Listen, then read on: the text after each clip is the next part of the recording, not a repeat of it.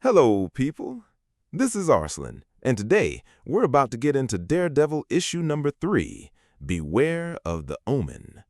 Last time we saw Spider-Man come in to save Matt Murdock as he was in a haze with all the senses going crazy. He almost got hit by a Mack truck. Let's see what happens in this episode. When Matt Murdock was a kid, he lost his sight in an accident involving radioactive chemicals. Though he could no longer see, the chemicals heightened Matt Murdock's other senses and imbued him with an amazing 360-degree radar sense. Now, Matt uses his abilities to fight for his city as Daredevil. The hunt for a serial killer who removes the eyes from his victims led the police to his apartment hideout, which is covered in newspaper clippings about Matt Murdock. Meanwhile, Matt is recovering from his fight with the strange masked man he discovered in his apartment, who threw him out of his window. Realizing this stranger was after Matt Murdock and not Daredevil set Matt spiraling, fleeing his law classroom at Empire State University and running into traffic, where he was rescued by his friendly neighborhood Spider-Man. Can you hear me? I hear everything. I need you to focus. Heartbeats from a basketball game 5 blocks away, a boy on 10th looking for his dog, a couple arguing, sirens, construction work, radios. Just focus on my voice. Can't focus. You know my voice. That's all you need to focus on. Matt. He talks fast, nervous that he's trying to mask. Spider-Man. And I didn't even have to toss out one world-class quip for you to recognize me. Seriously, though, what had your senses all messed up like that? So this guy in a mask threw you out of your own apartment window. What's this beef with Daredevil? I don't think it's about Daredevil. It's about Matt Murdock. And as Matt Murdock, I'm just putting anyone near me in danger. But as Daredevil, I couldn't fight him. I tried to focus on his heartbeat, footsteps, breathing patterns. But every time I thought I had a lock on the guy, everything changed. I'm fighting blind. You're funnier than people give you credit for. Who said I'm not funny? Was that Jessica Jones? Because that'd be rich coming from her. Put your funny mask on, funny boy. Superhero training is no laughing matter. Training? My Spidey senses have gone haywire on me like this before too. Usually they tell me when danger's approaching, but this one time, they overloaded my nervous system so bad I couldn't tell the difference between Dr. Doom and a bodega cat. I had to learn to fight without them, to be offensive, to be preemptive, and not just reactive. Right, but I turned my senses off. I know, but think of more of my story, like a kind of parable. You like those, right? Start by turning off all your senses, one by one. Spider-Man takes the lead and leaves from the building as Matt Murdock puts on his cowl, getting ready to train. Our two heroes take to the skyline, with Spider-Man leading the way, and see if you can catch me. Thanks to, or maybe in spite of, Spider-Man's endless chatter, which I've learned to mostly tune out, I think I get what he's trying to teach me. By trying to focus on everything at once, I confused all of my senses, focusing on just one thing instead, like the pattern of Spider-Man's web shooters. Thwip, 2, 3, 4. It's rhythmic. But just when I think Spider-Man's predictable, I've been thinking about it. Red Hill me with a change-up. Your mystery man needs a name. Calling him Mr. Man or Mask Man or Creepy Mask Man don't exactly roll off the tongue. Omen. Exactly. Omen. So now you just gotta figure out if he's a good omen.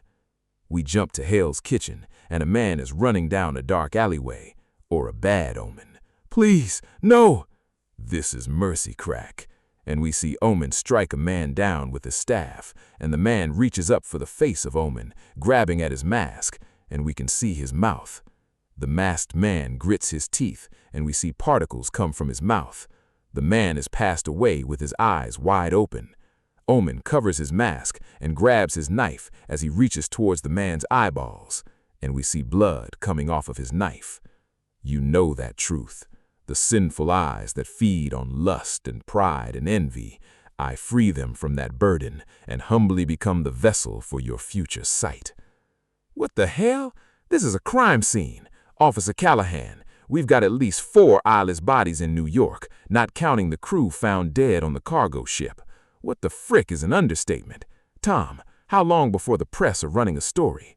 Some of them might already have something up, posting the Flutter or Blip or whatever sites people are endlessly scrolling today. Then I'd like to go get Murdock before the news does. Did you pull his address? I did, but he won't be there. Empire State University. I'm only a week into my career as a law professor, and the cops are already in my office. I pray that it's a coincidence, but I don't believe in those. Matthew Murdock? I'm Detective Dominique Forte, and this is Officer Mark Callahan. I'd say nice to meet you, but I can't imagine the police wanting my office has anything to do with nice. We weren't sure this was your office, Mr. Murdock. Not a lot in here. I just started, Detective, and to be honest, I didn't really see the point in decorating. Officer Callahan is like most cops in this city, burnt around the edges, running on caffeine and resignation. But the detective, he's young, carries himself like he's bulletproof, but his pulse, as Paul says, he's scared to death of anyone learning that he's not. Mr. Murdock, have you been to the docks within the last 2 months? The docks? No, So you haven't been aboard a cargo ship that recently came to New York by the way of Rotterdam? No, I haven't been to the docks or any cargo ships. What's this about, Detective? Your name recently appeared on an ongoing murder investigation. Can you think of anyone who might wish you harm? Well, sir, I was a defense attorney and mayor of New York. Detective, but I'm sorry, I'm not following. We've got a string of bodies, eyes removed post-mortem. The earliest known victims were crew members from a cargo ship, one decorated with articles and photos of you pinned to the walls like some kind of shrine. In the last few weeks, 4 more bodies have been found around the city, eyes removed post-mortem. And this time, Mr. Murdock, it's best you come with us. We have some more questions we'd like to ask you at the... Am I under arrest? No, but then there's nothing further I can say to help with your investigation. There's a killer with a clear interest in you, and you're refusing to come to the station with me? Declining. Declining is what I expect someone to do if they had something to hide. That's confirmation bias, Detective, and I would have hoped you were trained better than that. Hoped, not expected. Matt Murdock isn't going with you unless you have a legal reason to detain him, and I would have hoped you were trained better than that. Hoped, not expected. Matt Murdock isn't going with you unless you have a legal reason to detain him. Do you? Well then, at the very least, Mr. Murdock, there's a killer out there with interest in you. Just be careful. Thank you, Dr. Ellison. I didn't mean for you to be involved in... I'm not involved with whatever's happening, with whatever you're involved in. I'd recommend you get a lawyer. Next, we see the Daily Bugle. Thankfully, I do have a lawyer. A really good one. Foggy should be back from Miami. But first, I need a really good journalist. Ben Urich, current editor-in-chief of the Daily Bugle, and kind of a reporter this city just doesn't make anymore. He's been a friend, an ally, and oftentimes the only sane voice in the room. And while he may not always agree, God, as Ben opens the door, he drops his coffee. Not quite. I trust him. Sorry to show up unannounced, Ben, but I need a favor. I don't suppose you brought any good coffee with you. Sorry again. My kingdom for a coffee. I need to place an ad in the paper about Matthew Murdock, lonely heart, seeking a killer. Ben isn't the only one who can quote Shakespeare. As the bard once said, next, Daredevil goes to the docks to investigate the place, the thing wherein I'll catch the conscience of the eyeball-stealing psychopath. Thanks to the detective who came to my office, I didn't just learn that Omen is most likely a sadistic killer who's removing eyeballs from his victims. I also learned that he reads the newspaper, saving every clipping he can find related to Matt Murdock. So I asked Ben to place an ad in the paper, a message that would tell Omen right where to find me. He wants Matt Murdock, and Matt Murdock begins to use his special senses, hearing his enemy coming towards him. Thump, click, koosh, boom, boom. There's no clear pattern or rhythm I can lock onto. Whack! As he struck right in the head, what Spider-Man said, churn 'em up. Crack! And he struck again. Turn off all my senses except one. Focus. And he catches the third blow. Clink. Focus. As Daredevil grabs Omen's staff, he strikes him with a headbutt. Crack! Who are you? I am a vessel. Whack! And he strikes Daredevil right in the face. A seal of truth not yet come to pass. And if I must, clack! And he throws his mask to the ground. I will lay my truth at the devil's feet. And we see him take off his mask, his face truly deformed. And it's to be continued. The devils come to confront Omen, and we get a full-face reveal of this freaking freak. That was a cool issue. I always love when Spider-Man and Daredevil get together.